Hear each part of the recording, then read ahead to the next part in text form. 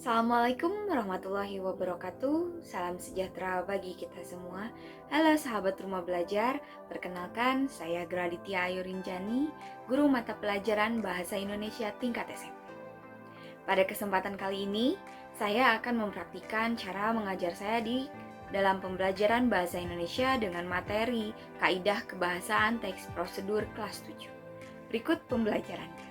Pada pembelajaran kali ini, kita akan membahas kompetensi dasar 3.5 menelaah penggunaan bahasa dalam teks prosedur.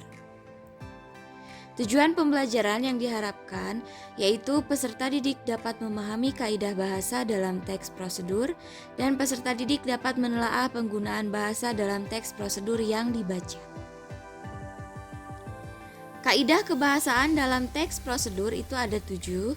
Yang pertama ada kalimat perintah, kedua ada kalimat pasif, ketiga ada kalimat batasan, 4 ada kata keterangan, 5 ada kalimat saran atau larangan, 6 ada kata penghubung, pelesapan, dan acuan, dan ketujuh kata dengan akhiran i dan akhiran kan. Fokus materi yang akan dipelajari pada pembelajaran kali ini yaitu kalimat perintah, kalimat pasif, dan kalimat batasan. Silahkan Ananda semua bisa membacanya di buku paket halaman 107. Kita bahas pertama adalah kalimat perintah. Kalimat perintah merupakan kalimat yang mengandung makna memerintah atau meminta seseorang untuk melakukan sesuatu sesuai dengan apa yang diinginkan oleh penutur atau penulisnya. Ciri-ciri dan contoh kalimat perintah. Ciri-ciri kalimat perintah. Intonasi pada bagian tengah kalimat naik atau meninggi. Diakhiri dengan tanda baca seru.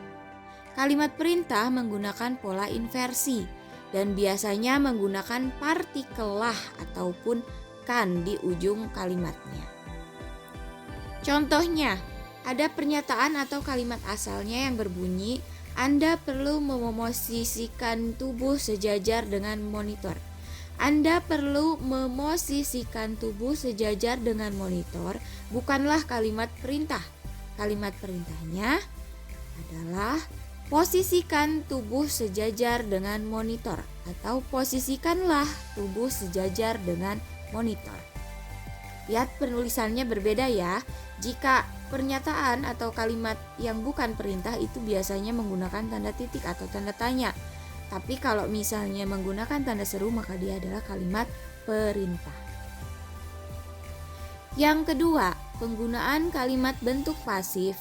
Kalimat pasif adalah kalimat yang memiliki subjek dengan sebuah pekerjaan. Ciri-ciri kalimat pasif. Predikat yang digunakannya berimbuhan ke an, ter, dan di. Nah, kita ingat pola pembentukan kalimat. Jika dia kalimat aktif, maka pola pembentukan kalimatnya adalah SPOK.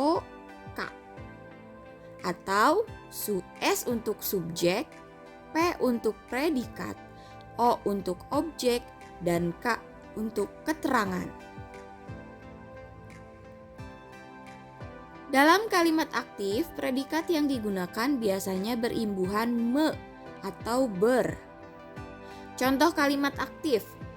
Anda sebaiknya menekan tombol keyboard dengan lembut. Ingat pola pembentukan kalimatnya ya. Tadi kan kalau yang aktif, pembentukan kalimatnya itu ada SPOK, subjek, predikat, objek, dan keterangan.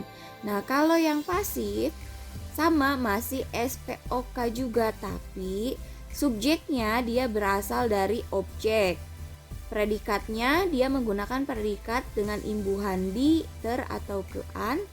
Dan objeknya itu adalah yang berasal dari subjek, ditambah dengan keterangan. Tadi ada contoh kalimat aktif. Anda sebaiknya menekan tombol keyboard dengan lembut. Andanya subjek, sebaiknya menekan predikat, tombol keyboard objek, dengan lembut itu keterangan. Nah, kalau dia dibentuk menjadi pasif, maka dia berubah. Jadi, tombol keyboard sebaiknya ditekan oleh Anda dengan lembut. Tombol keyboard dia itu merupakan subjek yang awalnya berasal dari objek. Sebaiknya ditekan dia predikat, oleh Anda dia objek yang berasal dari subjek dengan lembut tetap posisinya sebagai keterangan. Nah, ditekan di sini ada predikat ditekan berposisi sebagai predikat. Kalau di kalimat aktif itu menekan, tapi kalau di kalimat pasif dia imbuhan me berubah menjadi di, jadi ditekan. Nah, oleh Anda, Ibu buat di dalam kurung, ini artinya objeknya itu boleh disertakan atau tidak, seperti itu. Bisa saja, misalnya kamu membuat kalimatnya, tombol keyboard sebaiknya ditekan dengan lembut. Nah, bisa saja seperti itu.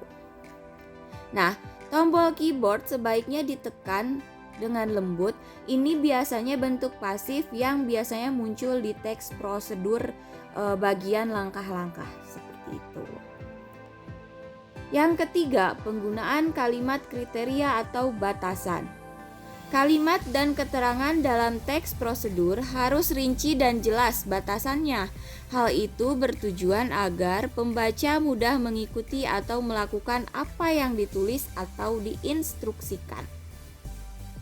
Contohnya, kalimat tanpa batasan, angkat kaki kanan. Kalau tidak ada batasan, kamu angkat kaki kanan sampai apa? Kemana, setinggi apa, tidak jelas. Tapi kalau dengan batasan, angkat kaki kanan setinggi lutut.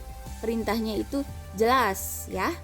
Demikian pembelajaran yang sudah saya laksanakan di kelas saya. Semoga bermanfaat. Terima kasih. Wassalamualaikum warahmatullahi wabarakatuh.